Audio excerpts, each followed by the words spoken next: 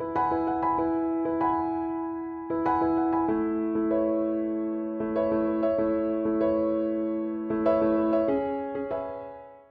and I hope that you are enjoying the symposium so far. And this time, each year we are habituated to meeting people in person, and then my role was more on every year in symposium. What I liked about it is that it was very interactive, and I could go to other panelists and meet people and understand how they trade and what they're doing, and it is all about mutual learning.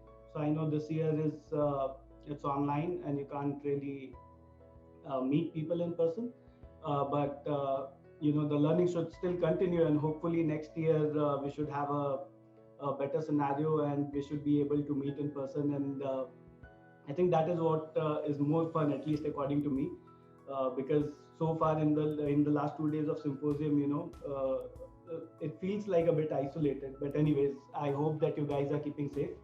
So coming to what I am going to talk about today, and what will be the agenda for today.